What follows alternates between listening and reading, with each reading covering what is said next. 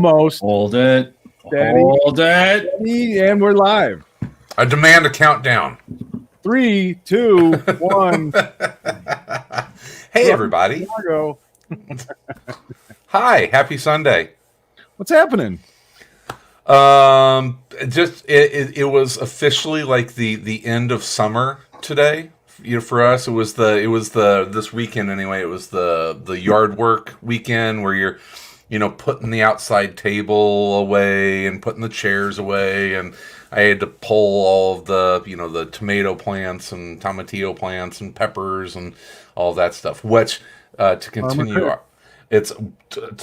our pre-show discussion, I made Chow Chow this weekend, and a lot of people don't know what Chow Chow is. It's basically all of the stuff that you have in the garden at the end.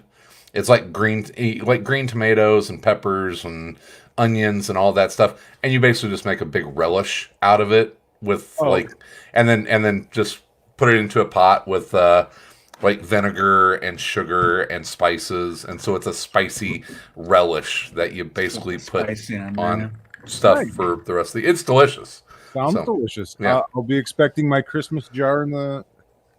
I've 18 pints, man. So yeah, we'll put you on the list. I had no idea that tomatillo plants were as prolific as they are. And I had like 2 tomatillo plants that just went absolutely bananas. So a lot of purple tomatillos in this Chow Chow. I love tomatillos. It's one of my favorite cooking vegetables. I love. My sister makes a phenomenal soup out of them. Nice. Like a chicken tomatillo soup is really good. They're awesome. If you want to grow them, they like wildfire, man. If you like tomatillos, I don't know what it is. I don't know if it's the soil around us or it's just me and my wife don't have green thumbs, but we can't grow anything. We have tried and just nothing will. Well, I mean, it's because you built your house on top of a graveyard. There is that, yes.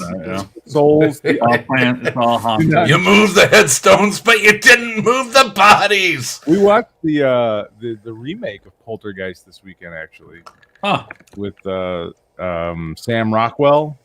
Oh yeah, I thought it was okay. I mean, it was almost too much like the original. Like it was not shot for shot, but there was a scene with a kid with the clown doll that almost felt like it was shot for shot out of the original. Yeah, no surprises. Yeah, they should have kind of pushed it a little bit further. It didn't do very well, I don't think, when it came out, but it was okay. I didn't think it was too bad. Yeah, it's tough with all those. I can't say I've seen too many of the modern horror remakes that do much for me. In the long run, like all of Rob Zombie's like Halloweens. I'm just always kind of like, it's like okay, like they're fine. They're fine. Yeah.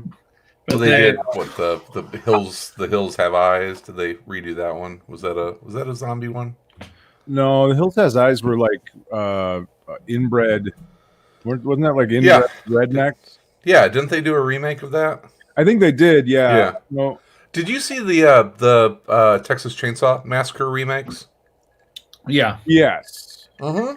Same thing. They're just like, they're okay. It's wild, in COVID times. And I swear, people, we will talk about comics in a little bit, but we're just catching up. Three guys catching up. Maybe. In the weird world that is box office reports and stuff during COVID, like Hocus Pocus, which is like 25 years old now. The classic Halloween, they did a re-release into theaters, and apparently it's actually doing really well. 6 people saw it. I think it's up to 8 people. I think it's in like 8 theaters, and like 25 people saw it, or something like that. I'll tell you, the movie that they need to make into a TV show, they should remake into like a series. I think is They Live. Oh yeah. Oh, for today's world. Oh, yes, absolutely. Make a perfect series. Like, why isn't someone making that already? I mean, get like John Cena to play it instead of Roddy Piper. Hey, moment of silence for Roddy Piper. Yeah, that's one of my favorite quotable movies of all time. Great movie. I mean, it's. Oh. I just watched it last week, and still, I mean, yeah, it is so topical on the nose. It's insanely topical right now, and it's just like, yeah, someone should remake that into a series. I would watch 10 episodes and like 5 seasons of that of just like, yeah, oh, absolutely. You could do all sorts of cool stuff with that. It could be, yeah, completely amazing. It's I can see that as a Stars or HBO Max or something like that series easily. To segue into speaking of things that are topical. Speaking of remakes, I read a comic book this week that I thought was pretty good. It was a Stranger Things one-shot Halloween special. Really? Yeah, I've been seeing these, and I haven't really read any of them, but I saw this one, and it's written by Michael Morikai, who's a Chicago. Oh yeah, he's a Chicago guy, and it was really good. It was really fun. It's just a Halloween, it's a kind of a not typical, but kind of typical Halloween story. Set in the 80s. Done in the 80s. It's with the kids from Stranger Things, and it very much has the feel of it. But what I really liked about it is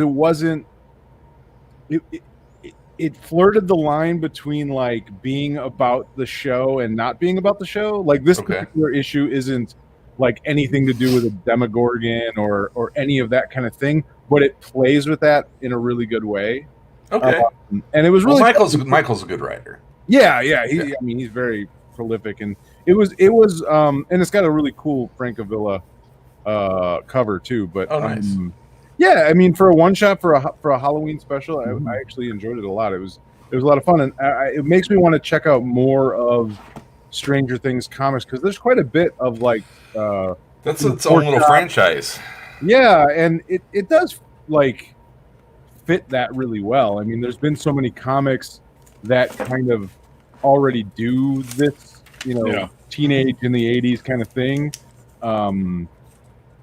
And I think it fits really well. This was a lot of fun. I actually want to check out some more Stranger Things comics because of it. Because I love that world. I love that show, and it's perfect to kind of go into it. But I've always been sort of like hesitant with stuff that I really like, shows I really like. IPs, yeah. And this was really good. So it's like you never got into that Dexter comic. I did not. I think I might have checked out an issue of it, but that's always. I mean, we've been around long enough that we can smell the cash grab whenever it's on the shelves, and I mean, but that's kind of the nice thing is that every once in a while you'll get a recommendation on something like that, and you're shocked that. It's like, oh, this James Bond comic is really good. It was just one of those things of like, I saw it on the shelf, and I've been kind of wanting to check some of the Stranger Things comics out, and I was just like, oh, it's a Halloween special, it's perfect, one shot to give it a chance, and I was very happy with it. It was a cool little just Halloween special story, and it worked really well. Well, it's the one that in that same kind of genre, the ones that have worked for me in the past were the Buffy comics. I thought that Joss Whedon actually took a lot of care to make sure that the stories in the Buffyverse comics actually mattered. They were canon, and I think he spent a lot of time working on the if he wasn't writing the actual comics, which I think he did write a lot of them, that he was working on the plots and that kind of stuff. So this is canon, goddammit. It is, and that's important. It's important, Tom. But yeah, the Buffyverse ones were actually pretty good. They're still making them. I haven't read any of the Buffy, this like new reboot of the Buffy stuff in the last year or so, though. Well, I think for me at least, it was always a hard thing because when you try and adapt something from a different medium into comics, I think it so rarely works because you aren't like using the medium properly usually. You know what I mean? Like they're just like going, okay, well, we're just going to tell an episode of Star Trek Yeah. or a Well, short film of Star Wars or something. and let's be honest, a lot of the times those properties are scooped up by not a grade publishers, and it sounds dickish Not to the, say, but not the best it's not the best talent on those. Yeah. I So, think that's but changed. I mean, certainly you see Star Wars now has Mhm. much better talent on it because of Marvel. yeah, But I think there's just a lot. There's a bigger well of talent to draw from. There's a lot of really talented writers and artists out there that are competing to get into this high-paying gig called comics.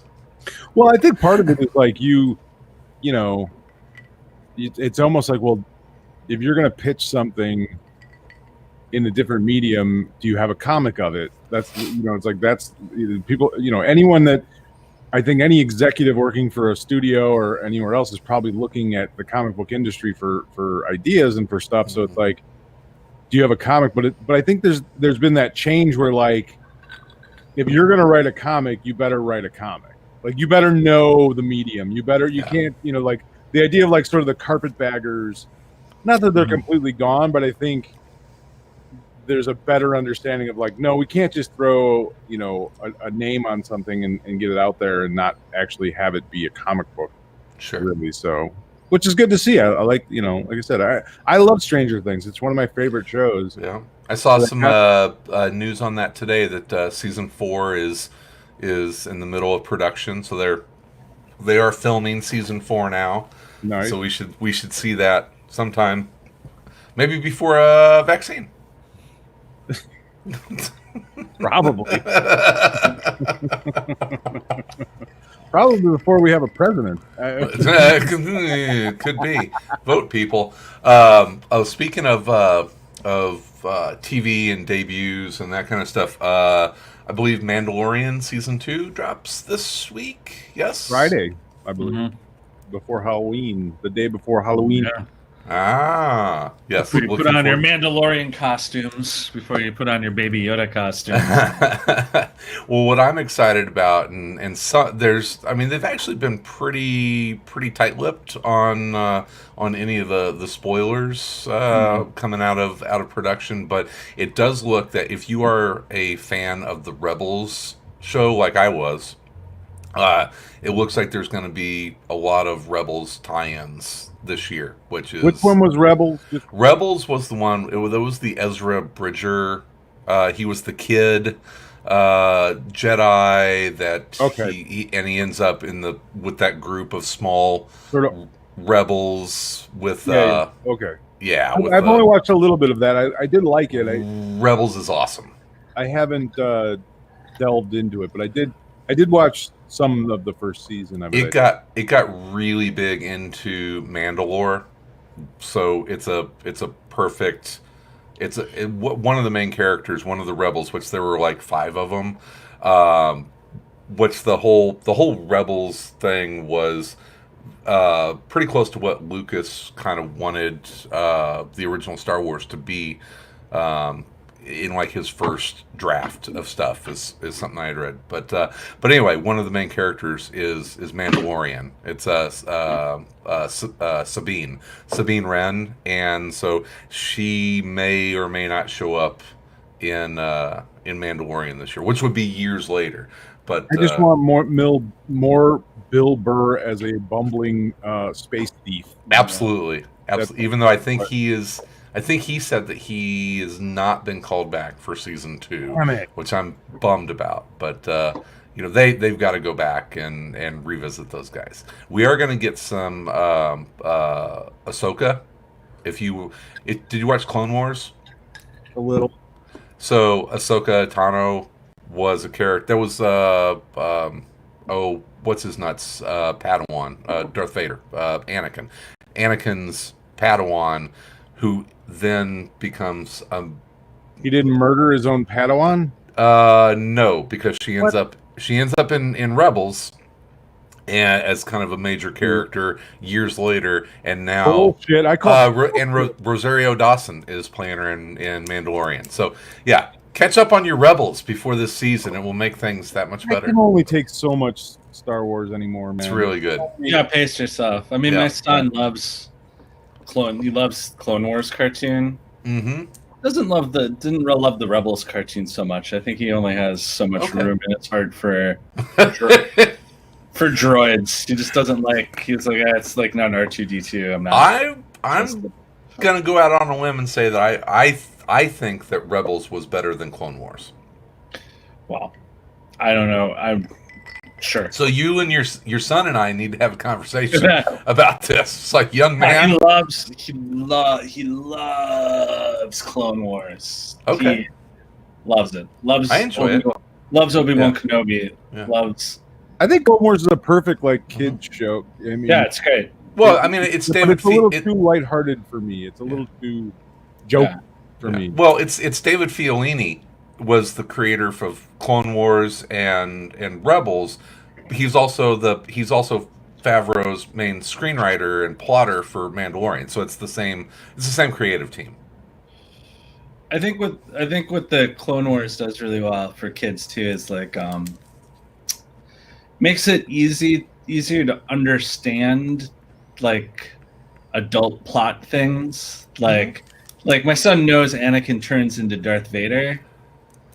Right? Like he's seen Ren, so he totally understands that, knows what happens, but still really likes Anakin in the show, right? So like, but that's a very adult thing to wrap your head around. It is. It's like, I know he's gonna be a bad guy, like, but I can like him now. Yeah, like totally understands that, knows that, like, you can what do you call it? Yeah, mentalize. So like, it's it's a really interesting thing, like how much he loves Anakin. He loves Anakin in the Anakin's great in it, and loves Obi-Wan, and just like, but totally understands that he turns into a bad guy. But like, how old's your son? He's 7. That's pretty advanced. Yeah, and still very. But I think a lot of kids had that. Like my nephew had that same reaction. They just did a really good job with that show of like taking something that could be hard, like, because I think like most kids who are watching that like have probably know that Anakin turns into Darth Vader. I mean, like, you know, when kids, it's like not a surprise. It's not a secret. Still, they make it. It helped me understand the whole like dynamic of trade wars better. Oh, this makes way more sense now. Yeah. It also makes it more clear. It does a good job of making it more clear that Obi-Wan and Anakin are actually friends. Yeah. Like, well, what I like about that, both of those shows, and what I really respected about it, is that even though they were cartoons, even though they were obviously kind of directed at a younger audience, they didn't shy away from pretty dark storylines. I mean, it's a war story. They deal with death. There are some very dark things that go on. I mean, they even come back and deal with, like, you know, post-traumatic stress disorder in, you know, some of the clones later. And it's like they actually, I mean, they told a very adult story, but did it in a way that I think was digestible for an all ages. Because every time we watch it, my son's like, "Oh yeah, all the clones kill the Jedi." Like, I mean, that's fucking dark. But he has it. He's still able to like enjoy the show for what it is, and he's like, "Oh yeah, I like Captain Rex," and like, knowing fully what happens. It's fun. It's interesting to experience. Don't worry, Rex isn't a part of that. It's great. It's a great children. I mean, I think kids are better at that than adults are. I think you're right. Kids don't give a fuck or whatever. He's just like, I get to see General Grievous fight Obi-Wan. Like, it's just like, he likes anything that can put as many fight scenes into the running time. Mm-hmm. Like, his favorite Star Wars is Revenge of the Sith because it has the most fights. That's all he like. He doesn't want romance. He's like, you got a space battle at the start. You got like multiple lightsaber fights. Like, he just wants like the most action. He's a boy. He's a little boy. He's a 7-year-old. It's great. You know, that's all he wants. Is like, Yeah, I'm like, do you want to watch Empire Strikes Back? He's like, oh, there's only like one lightsaber fight. Yeah, like it's like if I only have 2 hours to watch a movie, I'm gonna get as many lightsabers. Oh, my money's worth, man. Yeah, I'm not mad. I don't want any romance or any. I love 6 and 7-year-old boys, man. If you leave them alone, they will just turn things into weapons. They will fashion their own swords. It's such a purely child's way of approaching it that I love so much. That it's just like, dude, no, I'm not gonna mess around with one of these slow burn movies. Where no, I want to start with a fight. I want a fight in the middle, and I want like 3 fights at the end. That is my 3 acts, father. That is my 3 act story. I don't care. Let's get to some character development. No, I don't care. I don't care.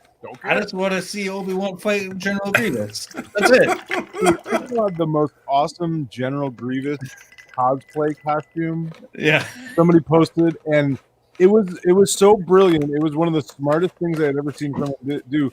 So the guy, like, I don't know if I can explain this properly, but is it like one of those spider outfits where all the arms move? No, Okay. it wasn't that. What he did was he built it so that his actual legs were behind the cape, but so Grievous's legs were like attached to his knees only. You couldn't see the guy's legs, but he's like walking around with the Grievous legs. I'm like, that's cool. That's cool. I've seen in my life. Oh, it was so cool. I don't know who the guy was. I just happened to see it on like Instagram. I'm like that is so smart. It was so cool looking. I mean, it was, it was so practical, but it looked like cool. CGI because it looks so good of him walking around with the thing. I'm like, that's insane. That was so smart. That is cool. Well, guys, are we ready to talk about this guy here? I am. I'm prepped. Oh, well, good. I'm ready. All right. Well, so starts our book of the monthish discussion. I think we need to change it from book of the season. Well, no, not book of the season because that kind of sucks. But I was thinking we'll just call it trade talks. Trade talks. We're talking about a trade. So okay. Trade talks. How's that? Hey, trade talks. There we go. Segment. I don't have a. Because book of the monthish kind of sucked. Book of the month is kind of didn't come right off the time frame on it. Trade talks. Batman White Knight. Trade talk. Yeah, trade talk. Trade talk. So in this trade talk, we are talking about Batman White Knight from Sean Murphy with Matt Hollingsworth on colors. I don't know the print date on this, but it's been a couple years now. 2017, so about 3 years ago. DC Comics on their Black Label, which we seem once again to talk about more Black Label DC books than just about anything else, it seems these days. But this is the collected edition of the entire first volume, which was 8 issues. So Batman White Knight. What did you guys think? I really enjoyed it. I had watched it, or I had read it twice. So I read it when it first came out, and then I read it again, this time around just to get a better understanding of it. I mean, first of all, like the artwork is phenomenal. It's a Sean Murphy comic, and he's just about the best thing going in comics. He is so good, and always has been. Yeah, he always absolutely. But I gotta really give him credit on tackling something like, obviously I think he's in a position where he can kind of probably dictate what he wants to do. So I think he can now. I think there's been some tweets that he put out. It's like, with the White Knight stuff, I can turn down jobs that I didn't used to be able to turn down. So I think he's doing pretty well with this series. So, for him to sort of sit down and go, I want to write and draw a Batman comic that's sort of set in an alternate reality, and basically turn the Joker into the hero of it. That's pretty cool. I mean, it's cool for a top line artist to decide to do that? Because I mean, he's written stuff for. I'm trying to remember the Off Road. Was that his? Off-road was, I think, his debut. That was his. That was kind of his autobiographical buddy book. It was basically about high school friends, if I remember correctly. It was his high school friends, and then coming back like after college years, and kind of exploring how friends grow apart and change, but there's still ties that bind you as the friends that you grew up with, but how you kind of grow apart. It's a great indie book if you can find it. Has he done any? I'm trying to think. Like, has he done any other mainstream stuff that he wrote and drew? I'm not familiar with anything else that he did. Well, I mean, he did what? Was it Joe the Barbarian? He did Joe the Barbarian. That was with Grant Morrison, right? Mm-hmm. Okay. I remember that one. I will look up Right. the what? He didn't write it though. No, I'm trying to think of what he has both drawn and written, because that's kind of the big lift on this book. Is like, I mean, the art is amazing, as you would expect with Sean Murphy, but I mean, it's an engaging and incredibly well written comic. Yeah, and that was sort of my point, is like, for him to sort of like break this out as kind of his not debut, but just sort of like introducing us to the auteur, Sean Murphy, where he's fully doing the entire book. It's 8 issues. It's his whole thing, written and drawn by him. Punk Rock Jesus was the one from Vertigo that he wrote and did art on. You're just going to keep interrupting me, aren't you? I'm sorry. I'll shut up now. Jesus Christ. I keep losing my train of thought. That's why. So yeah, it was just, I think it's really cool for him to do that and to have this sort of debut, if you will. It's not a debut, because like you said, he's been around for a long time, but as a fully formed sort of thing that he has created start to finish, I think it's really impressive. And to me, it all of a sudden puts him in a different category of artist in the comic book world. To have a piece like this where it's like, well, he can write as well as he can draw, and he draws phenomenally well, especially cars. Mm-hmm. He loves to draw cars. Yeah. And he drew just about every Batmobile and then some. Extra Batmobiles. Yeah, right. There's a lot of Batmobiles in this, but I really enjoyed it. I thought that it was engaging. I thought it was really topical. I was surprised that it really didn't get much more buzz about it, and I didn't really hear people talking about it one way or the other. And really, if you kind of look at it and sit down and even the title, and just so that the idea behind it of, you're going to take the Joker basically and turn him into the White Knight of Gotham.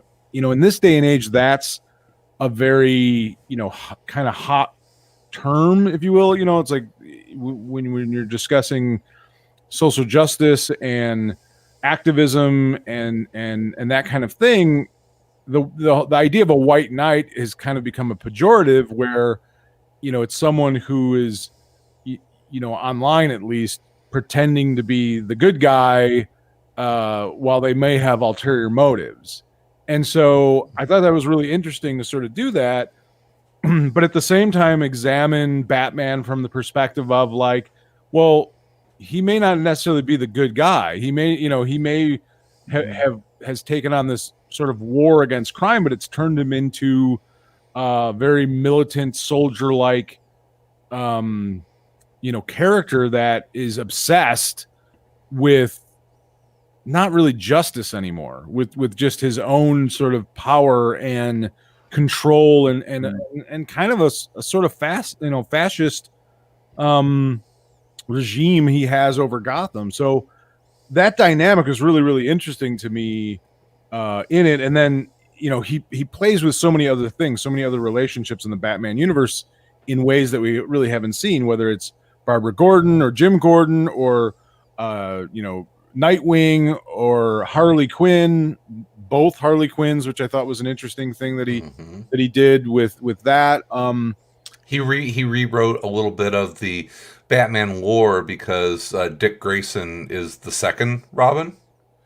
Right. Yes. And he, and that's why, I mean, this is obviously an alternate reality Batman, so he could kind of do whatever he wanted to do. But I think it's his sort of version of Batman. It's his idea of Batman and Robin and the Joker and all that. And to back up to the Harley Quinn thing, I think it was interesting.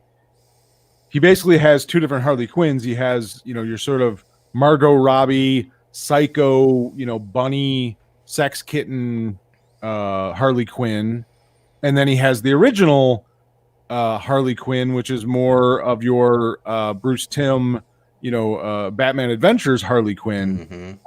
And he talks about that, sort of how that came about and the relationships and that kind of thing.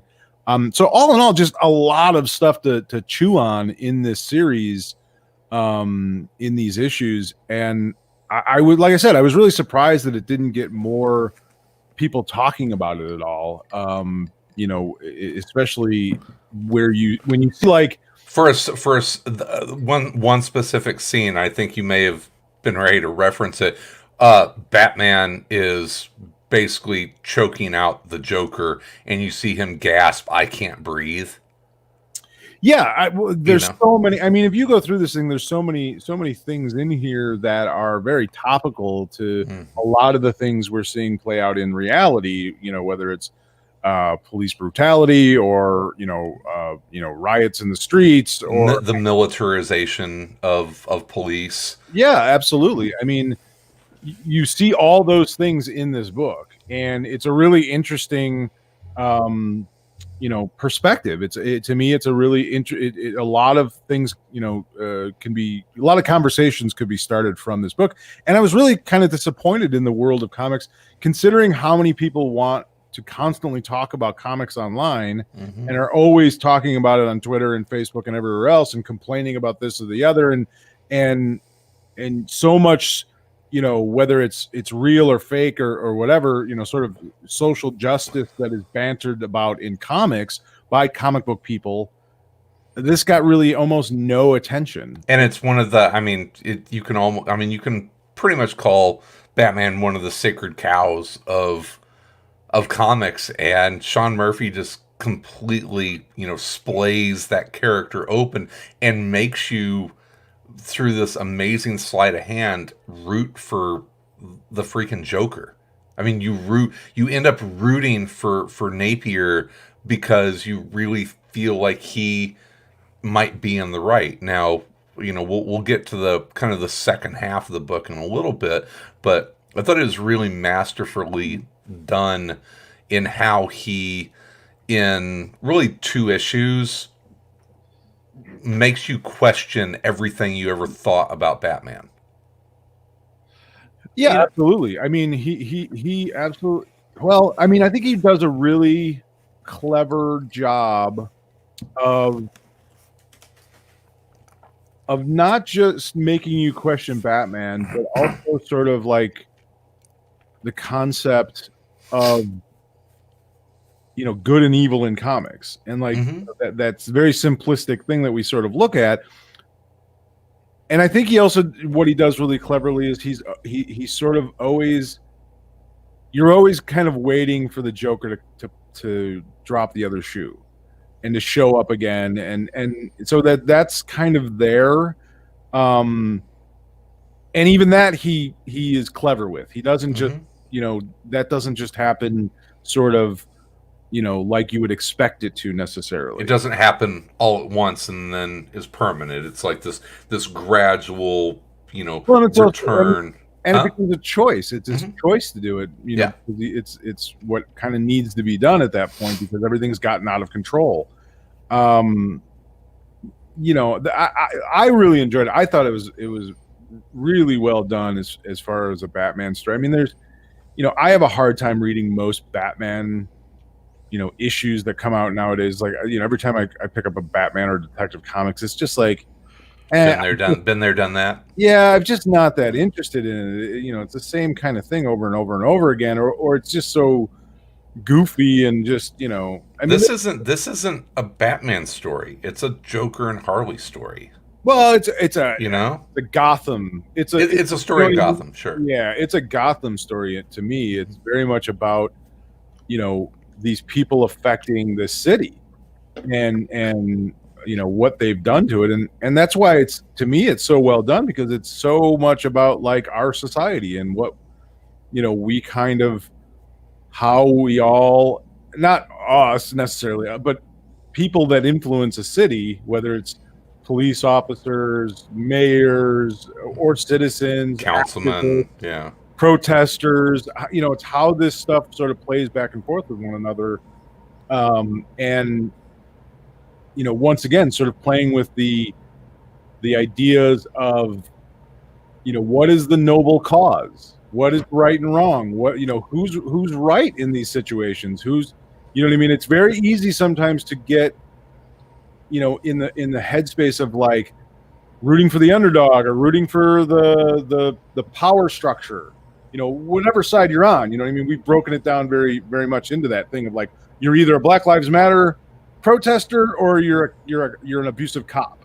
Like there's very little in between. You know what I mean? There's no subtlety in our culture for that, in our society these days for that kind of thing. And I think this sort of examines that in a lot of ways of like, they're all kind of at fault in their own ways, whether it's Jim Gordon, whether it's Barbara Gordon, whether it's the Joker, whether it's Harley Quinn, whether it's Batman. I mean, they all play into this whole system in one way or another. And what is everyone's motives? Everybody thinks they're doing the right thing, but sometimes it just gets out of control. Sometimes you lose track of what you start off trying to accomplish, thinking you're doing the right thing, think you're doing good, and then all of a sudden it gets so out of hand. And I just thought it was a really like wise story. You know what I mean? Like it's a guy that to me is like looking at this thing going, pretty objectively pointing out the flaws in any city, in any system, and how it's not black and white. Sure. I really, really enjoyed it. And what I think makes it as strong a work as it was is that he's looking and kind of deconstructing, topical big subjects like police violence. And this is 3 years ago. This isn't coming out right now. This is 3 years ago, probably 4 years ago. He's scripting this probably after the 2016 issues that we had, or 2014 in New York and Florissant, Missouri. So he's looking at these big issue stuff, but then so much of the story is like Joker's motivation and why he hates Batman, and the relationship between Harley and Joker, and then who would become Napier. So I think that's when big stories, because you can have like these grand plots and they feel disconnected, but he brings everything back to these very personal motivations that make you latch on to the characters while all of this bigger stuff is going on. Well, and I think that's really smart too, because I mean, that's like I'm a pretty liberal-minded person, always have been, and I generally side for, I generally am on the side of what I feel is the underdog, or what I think is the side of kindness or goodness or virtue in some way. But the thing I've always been careful, in this sort of day and age, what I try and be a little careful about is that there's these very powerful movements that are going on in a lot of different realms. Yeah. But what we have to kind of remember is that at the core of them, they're all started and fueled by people's personal motivations. And that can go astray very quickly, very easily. And we've seen that kind of thing happen. So it's one thing to sort of like jump onto a movement and be behind something and support something, but you also have to remember that there aren't necessarily not everyone has the most noble of intentions, or I should say, people have noble intentions, but they still are motivated by very personal things. Sure. And that's I think he points that out pretty well in this too. Mm-hmm. Yeah, I think at its core, thinking back over the entire series, it really is. It's a love story between Harley and Jack. Yeah, I think that's a big part. At its core, it's a love story, right? I mean, to me, I guess I enjoyed it. If my major criticism of it would be there's too much in the like at times I feel like perhaps things are there is so much jammed into 8 issues that I feel like at times we rush through things that would have been more interesting to spend more time on. Like, it's not deconstructed at all. or yeah, but also like I think sometimes there are moments when we kind of go back to comic book trope world that actually kind of hurt it a little bit in a way, like within the story, the part where he uses Clayface to sort of mind control the other villains, which was fucking cool. Which is cool. I thought that was awesome. Which was cool. It's like an awesome idea, but put into this story, like it left me kind of feeling like, oh, okay, like this is what at times it kind of careens around a little bit from like this is a story about this, so now it's a chase with 8 Batmobiles, which is cool. All those things are cool. You have to embrace your inner 7-year-old. You have to, well, unless I mean I don't know. I don't think my 7-year-old would like the part about getting married to Harley Quinn, But there's like, but the Batmobile car chases. It's very ambitious, which I admire. But my only criticism would be, like at times there's like too many ideas, and like the speed at which we go from the Joker becoming a good guy to like the Joker's now councilman to the Joker's now, or Jack is now helping Batman so fast. Like everything happens so quickly, that like you can almost feel like, oh, I would have liked to see that story more. Right, so maybe a 10-issue series where you get 2 issues of Councilman or a Joker. Shorter series where some of the things get separated out a little bit. Like it was like I loved it. It was great. It was my only thing was like, oh, okay, now we're doing this. Like there seemed like there was so many things in there. It was like, oh, like I don't think it helps either. Like his art is jam packed as well. Yeah, it's so like everything's so dense. It's so much to look at. Yeah, in every panel that he does, it's like, oh, Jesus, between like architecture and vehicles and clothing, like he does spectacular everything. It's like a little too much. It's a little too spectacular. Everything. This is not the John Byrne era. I'm not drawing backgrounds type art. No, it's so dense and everything. It's dense, like both. There's a lot of words. Oh, it's so pretty. A lot of art. I get what you're saying, Tom, for sure. I think, if anything, that's sort of his, maybe inexperience in writing a story this big, because like maybe he needed some way to, to get to where he wanted to end it, and so the Clayface thing and the Neo Joker thing, but it was like, and I swear, like when this first came out, I thought it initially was going to be 12 issues, and then it got back down to 8 or something. Okay, there's like 12 issues worth of stuff happening in 8 issues. Yeah, it's like, oh, could have been. That's one of my minor complaints is, could he not come up with a better bad guy name than Neo Joker? Yeah, I mean, really, Neo Joker. It makes me excited to see, because I think the book has a tendency at times, because there's so much packed in there, that we touch on things that are interesting, but we don't spend a lot of time with them, right? Yeah. Like there's things you could do with some of these ideas that somebody could do a whole 4-issue miniseries about like this thing, and not to like everything has to be deconstructed, right? But like there's so much packed in, that it's like, oh, did that have to be in there, or like it was just so dense that like at times I kind of felt, especially in the back half of the story, you start getting like, it feels like, and then this is the truth about the Wayne family, and then this is like where it's like, oh, okay, Yeah. I mean, it's cool. I sort of like, is this part of the story, or like feels like set up for like it didn't feel like a. There is a whole second series, and it is. I mean, you happen to mention, it is. Yeah. That is the second. Is all about the. I was wondering the same thing. Like that's actually funny because I was wondering the exact same thing when I got to that part of like, why is he telling? Who gives a shit about the Wayne family stuff? I was like, huh. But then if you get to the second series, that makes sense then. Yeah. And then there's a third series coming out now. Yeah. And he's got White Knight Harley Quinn?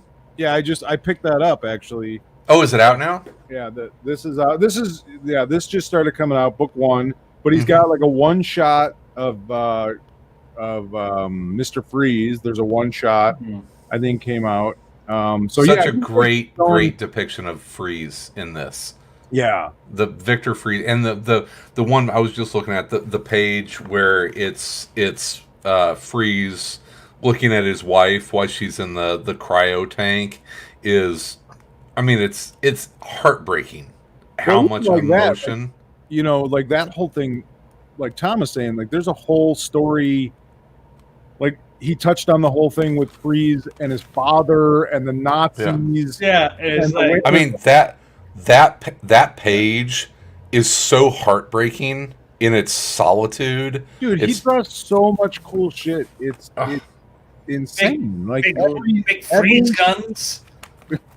Yeah, guns, cars. Like it's like Sean, just like say calm down, son.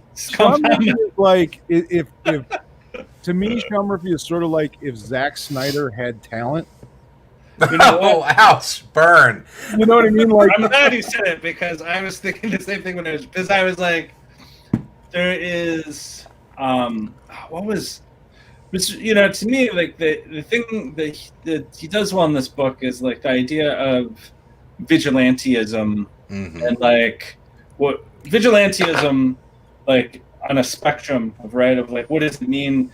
What does it mean that you've decided to take the law into your own hands? Is it because you feel the law isn't protecting the people that need to be protected, or are you breaking law because you feel it isn't punishing the people that need to be punished? And like, right? Those are two very different things. And you see people who consider themselves vigilantes in real life who believe both those things. Like, it's my job to punish.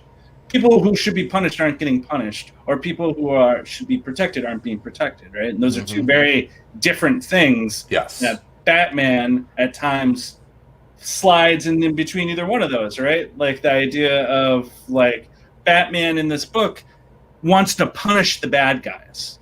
Like that's what he's obsessed with. Like regardless of anything else, like regardless of the fact that the Joker isn't even breaking any laws riding a skateboard through the city. Right.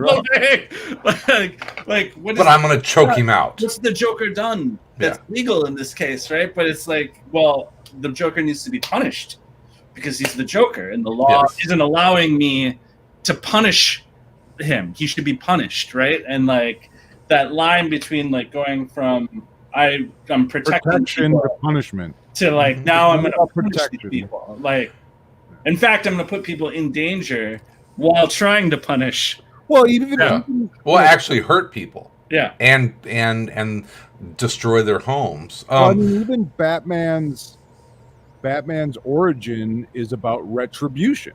Yeah, he became a crime fighter, became Batman because his family was killed, and so he wanted justice. He wanted retribution. He wanted payback for that. You know what I mean? And it's it's easy to slide over that line, I guess. If it's not, maybe that's kind of a really basic difference between Batman and like Superman. Like Superman lost his entire family, but it wasn't Like he wasn't so he came to Earth and now he wants to protect Earth. He doesn't want to lose it.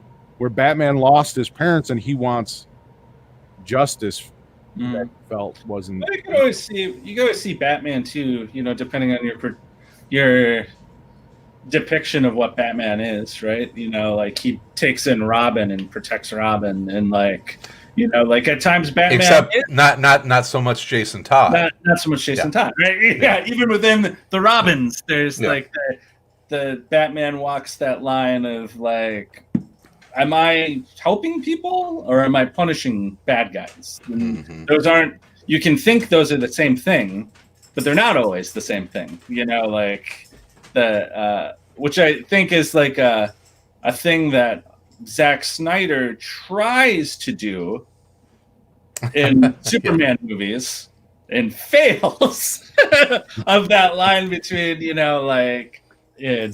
when that Superman destroys Metropolis to defeat Zod, right? Like the idea of like, okay, like it's a much clumsier way of talking about it because it feels like people just have such a viscerally like, oh, what is happening? Why is this person doing, but trying to get to that same line of like that line, the difference between, like I'm protecting everyone and I'm trying to hurt the bad guy. And like some those things, they push and pull against each other in real life too, right? Like that's like you can look at I think you're talking about it. It's about like, what is this about? What do we as a society think the police should be?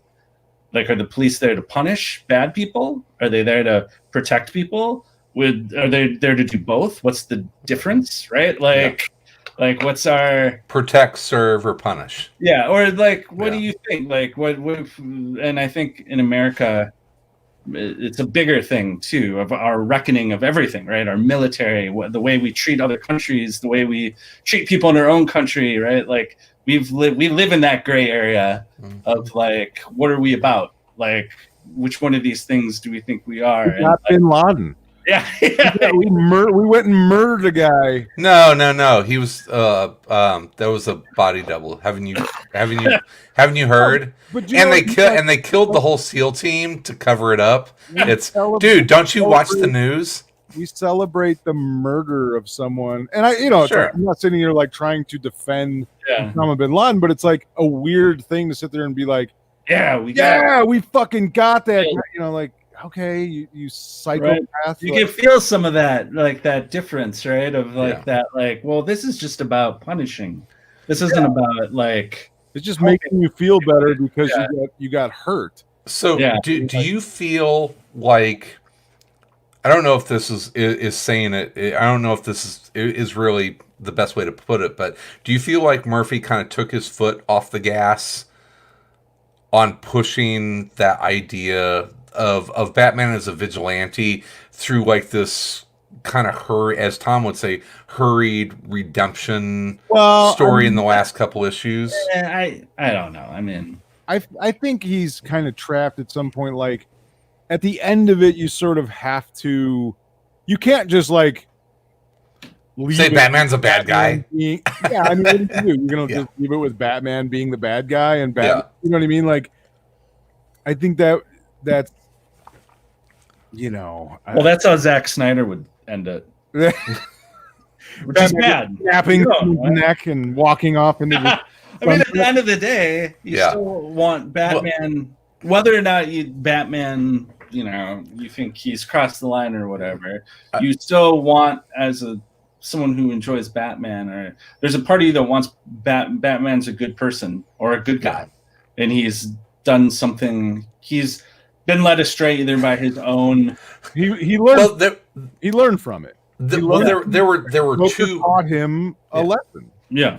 Well, there were two issues about Batman as a vigilante. There were the Batman is trampling on the civil rights of citizens and taking the law into his own hands and punishing people without proper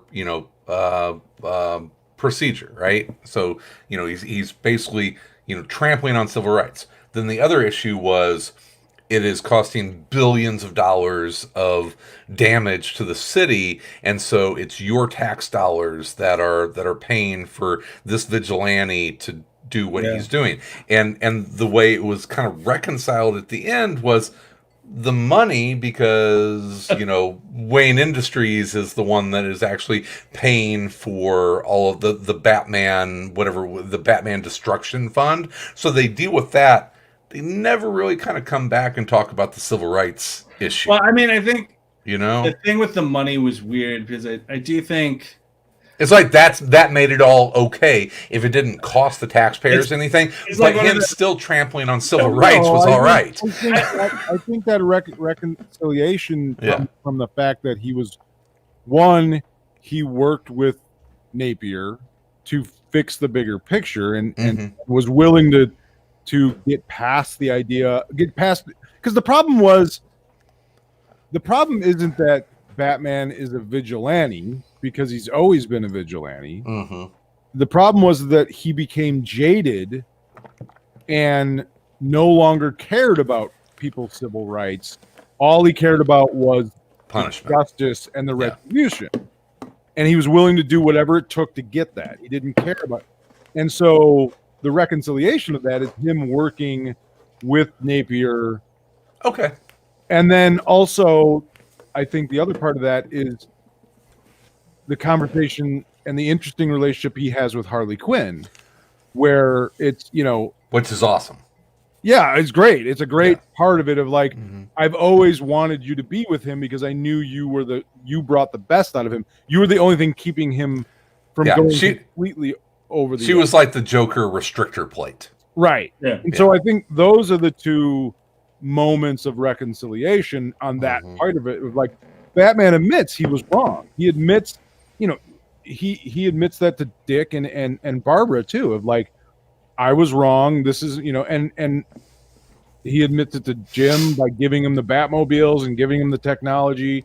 So, I mean, I think that's the whole part of it. It was like, Batman was obsessed and jaded by the job, and now he realized he was wrong. And so, going forward, he won't do that. I mean, that, you know what I mean? Like, it wasn't like, but I see what you're saying. It wasn't maybe as clearly. Well, he shouldn't have brought up the money. Like, it's one of those things where if you pull on the threads too much, it's sort of like, I mean, like, it's a comic book. Every city gets destroyed and everything. Yeah. It's like the money thing was interesting. But it's like, well, that's it makes it all. It's okay now. I mean, Wayne Tech just raking in the money just constantly, an unlimited. Have they ever done what if Bruce Wayne just spent all that money on charity and like ending crime and homelessness? What if Wayne Industries was just the most charitable organization? And it would make for a better world, but a really boring comic book. Yes, you can't do that. Am I right? Have they ever done a Wayne Industries comic book where it's just like the $1 million idea? The dude who's in charge of like, we gotta hide this like $3 billion. like the accountant department. Yeah, like what? So obviously not a publicly traded company. It's right? like, why are we giving all this $3 billion to the city of Gotham every year to pay for Batman destroying everything? Through a few different channels, a few different. I mean, Christopher Nolan kind of touches on that in the Batman, where he's got the guy who figures out that the money's getting like moved around or whatever. Like someone who works at Wayne Industries is like, what the fuck? Well, you are an accountant. There is some accountant that's like, wait, no, hold on a second. This is not an accounting error. This is billions of dollars. In the Nolan movie, they turn the accountant into the bad guy. He's the wrong guy because he figured out this company is fucking lying about their balance sheets and hiding money somewhere. If the guy didn't get greedy, that's awesome. But in at the conclusion of this, and we can probably wrap up here in a second, but isn't it nice to have maybe an overly dense comic that really makes you think, that you can discuss, that you can debate. That's what I loved about this, is that it was a ton of meat on the bone to really talk about, and it shows that comics can talk about really serious issues and remain entertaining. And in the case of a Sean Murphy comic, they can also look freaking amazing. Yeah, absolutely. I think this goes back to what I've been talking about the last few weeks, in the idea of just like, you don't have, where are the really interesting messages? Where are the really interesting perspectives in comics? Where are, where, you say what you will, whether it's Alan Moore, Grant Morrison, Frank Miller, where are those guys today where they're writing or gals? Yeah. Where it's controversial, where it makes you think, where it makes you stop for a second, and it's just not just another fucking adventure comic. I wish that the comics industry would be, now this, when we say this correct, yes, we need diversity in comics. We need diverse creators. That is something that is really important, and I absolutely endorse that and back that. I hope that the comics industry as a whole is as concerned with telling important stories as they are with filling creator slots with diverse talent. They need to tell diverse stories as well as have diverse creators. Does that make any sense? I don't understand what you're saying. I'm saying that at the end of the day, the messaging in comics needs to be important, as well as the people who are making them. And I felt was a comic that had a lot to say. Yeah, I think I know what you're saying. I mean, you don't want to, you don't just fill a quota. Say something. Yeah, but they publish so many fucking comics. Yeah, sure. I don't think that's an issue. Yeah. You know what I mean? Yeah. But I think you're never. I mean, I don't. And once again, I don't expect every monthly Batman comic to be this. That's not realistic. But it's nice to see, Sean Murphy has something to say. He's an awesome artist, but he also has something to say, and that's okay to do in a comic book. If you have something to fucking say, write it in do it in a comic. And I don't want every comic I read to be some, poured out, really heavy, political or social statement. We still love fun comics. As much as it had something to give us to talk about, it wasn't like it was heavy-handed political, sort of commentary. At the end of it, it's like you said, there's enough fucking chase scenes, Batmobile explosions, and bad guys. Every bad guy in the Rogues Gallery's in it. There's frozen Gotham. There's so much action in the goddamn thing. It's ridiculous. So it's not the science behind frozen Gotham. I've got some issues with, but we're not going to go there. So, but I like to see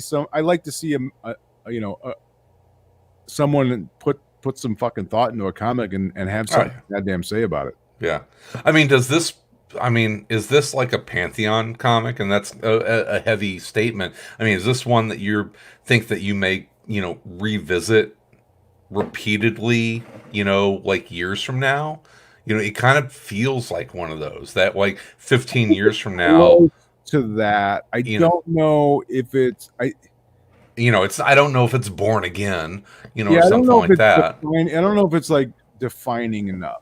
I think it's really good and it's really cool, but I don't think it necessarily. Well, maybe I don't know. Maybe. I don't know. It's hard to say that until you gotta go through some time to see if shit ages poorly.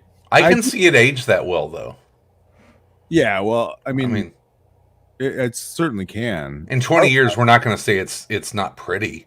Well, it's really interesting to see, this Harley Quinn that he just came out with is not. It's written by him and a woman, I believe, Katana Collins. I'm not familiar with her.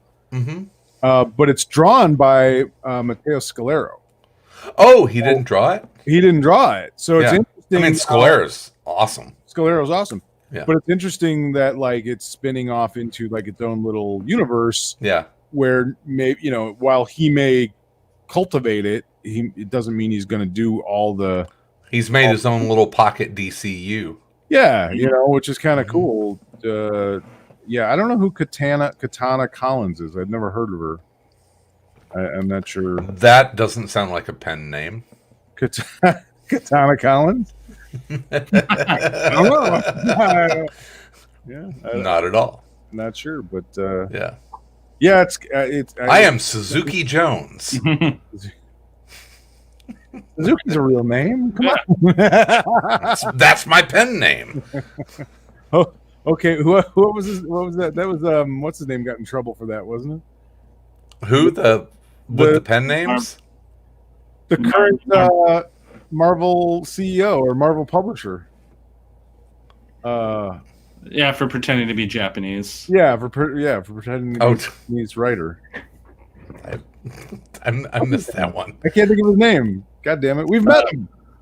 Oh, not Awanzo. Wait, Posada? Cebulski. Oh, CB Cebulski? Okay. Yeah. Remember he was writing under a pen name like Akira something and oh, really? Living in Japan and doing like Japanese, sort of Marvel work, and he got in trouble for his appropriation. Yeah, appropriation. Nice. That's God. What was the last? There was an appropriation joke. Oh, Cobra Kai. whenever LaRusso, Ralph Macchio does the commercial, and white people are going nuts online about Asian appropriation, and he's like, "What do you mean appropriation?" And it's like, yeah, it was. So anyway, I thought that was hilarious. So anyway, so we liked it. White Knight, good. Yeah, I liked it a lot.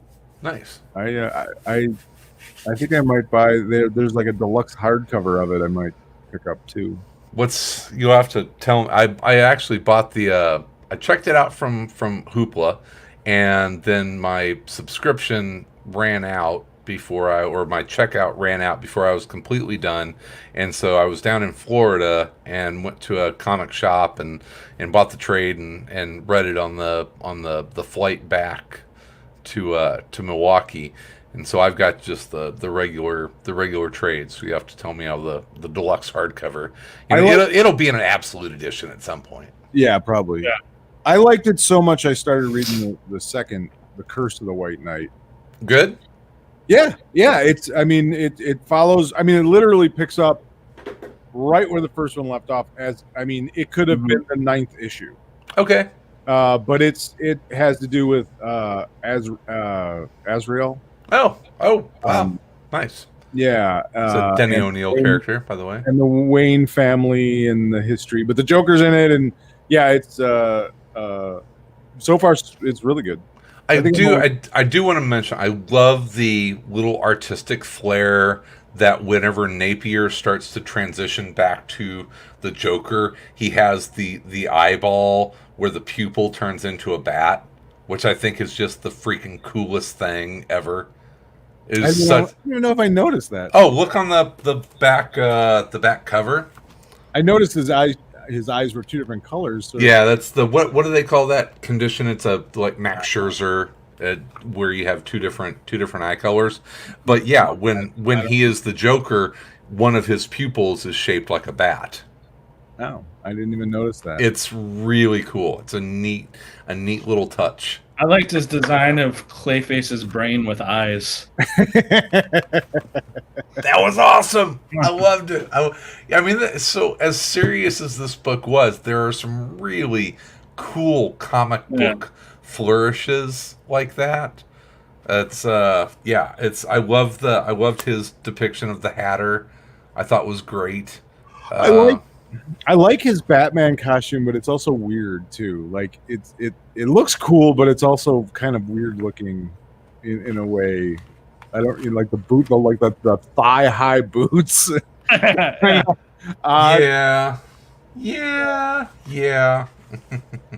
But yeah, he's an awesome artist. I mean, shit, man, he's just amazing. Everything he draws is just cool. It's just that's why that's kind of what I meant too, like with the Yeah, I don't know if you can Scott see Snyder. this. It's just so much cool. It's everything is cool. Yeah. Without being hold on. without being overwrought. Yeah. And like, what are we looking at, Chris? His So eyeball? if you can see his pupil, Not the really. purple one, It's a bat. it's a bat. And so, Oh yeah, okay, I see it. Yeah. And so there are some scenes where it's still Napier, but you'll see the green, and his eyes will be green and purple, and you'll see that one of the pupils is a bat, and that's a precursor to him reverting to the Joker personality. So it was a neat little artistic flair in there that, yeah, it was cool. Very cool. Yeah, there's lots of little decent things. I also think it's interesting that Barbara Gordon, continues to kind of be the moral compass. She's almost taken over the Dick Grayson role of the moral compass of the DCU. Mm-hmm. I mean, we're seeing that in Three Jokers and in this that it's Barbara is kind of the center all of a sudden, even more than Dick in ways. Barbara. Yeah. Barbara. Yeah. All right. So there you go. So I don't know who's got the next pick for our trade talks. I believe it's Tom. Oh, I didn't pick anything yet. That's okay. I'll have it ready. Wait a second. What was your last one, Sal? My last one was the Mark Miller. Starlight. Yeah. Yes, it is Tom's turn. So I'll figure it out. okay. So next episode we'll have a new trade talks. I have a pick suggestion for you, Tom, if you want. Email it to me. Text it to me. Yeah, cool. Yeah, nice. And speaking of emailing and texting, if you want to email and contact the show, you can do so by reaching out to us at info@aroundcomics.com. You can hit us up on Twitter at Around Comics. There's the Facebook.com/AroundComicsPodcast. So there's all of those media places that you can contact us. We love the listener emails. I was telling my wife that we had an awesome listener email last week, and it gave us about 20 minutes of stuff to chew on. She's still listening to her romance novel podcast and that kind of stuff. So she sent in a bunch of. That listener also sent us money. What? Yeah, Money? he went to our coffee page, or ko-fi/Around Comics, and gave us money. Nice. Tell us more about that. Well, if you'd like to give us money, you can go to ko-fi.com/Around Comics. It's our coffee page, basically. Yeah. Buy us a coffee. How about like $2? Yeah, it's like $2 or $3 you can give us, and I try and post stuff on there, but I'm just lazy and I don't. Okay. I don't. Reminds me, I gotta Venmo you. Oh, right. Yes. Yeah. Send you some money. I did take a very limited and unscientific poll of people, like asking if they, because I was kind of curious, because a lot of podcasts, they do like extra episodes or extra content, and then they sort of put it behind a paywall, that kind of thing, Patreon, that sort of stuff. Sure. And we obviously don't do that because we're just kind of screwing around. But I was curious if people, if we were to say put out more content, what would people be interested in? Whether it was like interviews or written reviews or whatever it would be. And most people are just like, just put out more audio podcasts. Nice. They just want to be old school, huh? Nothing more. Yeah. Nothing more. Yeah. It's just like, just put out more podcasts. Just you guys talking. That's Okay. All right. Yeah, we may have an interview opportunity with an old friend here at some point. So I sent you that email. Yeah. Oh yeah. Yep. Which I think would be fun for a nice little half-hour talk. Sure. So, yeah, behind the scenes talk with Around Comics. This is how we set up interviews. Shop talk, guys. Shop talk. Yeah. So there's Batman White Knight. I hope you enjoyed it. I hope you read along with us. I always enjoy those conversations. Sal, one thing that you said you had read, and we're on a Halloween theme, the DC Doomed and the Damned. I did the 80-page giant, Doomed and the Damned. How you like those giants, Tom? Have you I been reading hit or any of miss. the DC giants? I haven't been. They're fun, man. I'm so glad that DC is putting these out because they're very anthology based, so you can just I would describe all of them as really good bathroom material because it's like 4-page stories. Right. Yeah. And you get to see one of the things I really enjoy about them is that you get to see a mixing of writers and artists that you either have seen before that you really love and they maybe not have worked together in a while, or some mixes that you'd be like, oh, that's awesome, yes, they should do more together. And this one especially had an awesome mix of writers and artists that I thought was pretty awesome. They're always like hit or miss, like anthologies or annuals or Yeah, that kind of stuff. It's always hit or miss with me because a lot of times it's sort of like tryouts for kind of unknown artists and writers, that kind of thing. But this one, I mean, it's got a bunch of, well-known, really good artists and writers, and it was really fun. Once again, like, yeah, I don't know. I think at Halloween too, like I'm almost predispositioned to enjoy Halloween anthologies more because, like, growing up with like Tales from the Crypt and Twilight Zone and that kind of thing, where it's like I love the short Halloween short stories stuff. Yeah. I like that kind of stuff. Yeah, I dug this. This was really good. The one I kind of want to see more of was the Frankenstein and Aquaman. No, the Green Lantern and Etrigan. Etrigan the Demon. That was awesome. That was a really fun pairing between those two. That's just an odd couple that I want to see more of. And I mean, Riley Rossmo art is never a bad thing. It was perfect for it. Yeah. I mean, I think that was kind of the Hal Jordan that Tom really. It was very much the space cop. Space cop. It was space cop. It was space cop with kind of like anarchist, crazy demon sidekick. And I just love how like toy salesman, not unlike toy salesman. He was not insurance salesman Hal. Truck driver Hal Jordan. Truck diving reference. I loved how Hal flies in and they're fighting this monster, and he's like, hey buddy, this is my sector, so just kind of back off. Nothing to see here. You can leave. And then he's dealing with a demon, and it's just like, yeah, no, that didn't go how he planned it to go. Yeah, does the rhyming get old after a while? I know that's a staple of the character. No, you gotta keep. No, gotta keep the rhyming. It's always honestly. The funny thing is with the rhyming, I was actually rewriting it a little. Yeah, editing. I'm like, no, you could have said this. It was so much better if this rhymed better. Etrigan, you gotta rhyme. You gotta have the rhyming. Yeah, I mean, it was awesome. I enjoyed the Madame Xanadu Man Bat. That's good.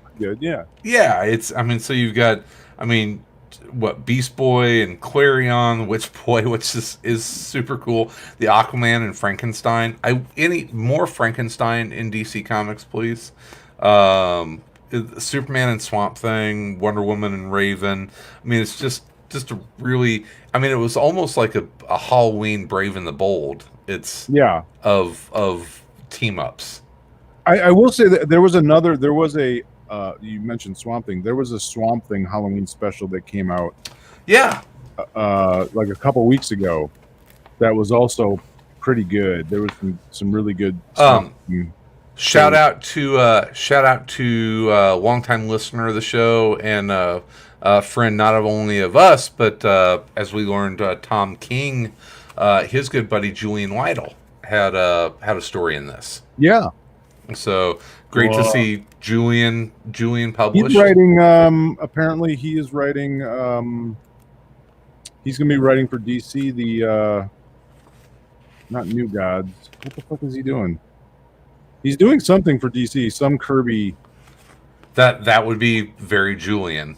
I can't remember what it is now, but Tom had tweeted about it a week or so ago, I think. Yeah. Julian's a great guy, great writer. It's awesome to see him getting some paid work from the big two. Yes, sir. Yes, sir. Cash those checks. Cash those checks, Julian. Cash them now. Keep getting them checks. Yeah. All right, gentlemen. Yeah. Tonight. I think so. Yeah. I think I'm good. Cool. Wonderful. We'll get Tom's pick next week. We let everyone know how to contact the show. Yeah. It's good. I'm happy. Merch. Go buy merch. Buy a t-shirt. Go buy a t-shirt. Get you a coffee cup. We will do the outro, so we can do the regular. We'll do the outro. Yeah. All right. Yeah. Just so everyone knows, this is a live stream video show, but we also release it as an audio podcast. So you can watch our ugly mugs, or you can listen to us on your morning trip to the gym or whatever. So we're available in both formats.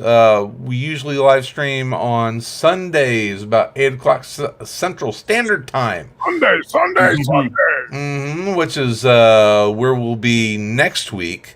And in the meantime, in between time, we'll be everywhere in and around Comics. Comics.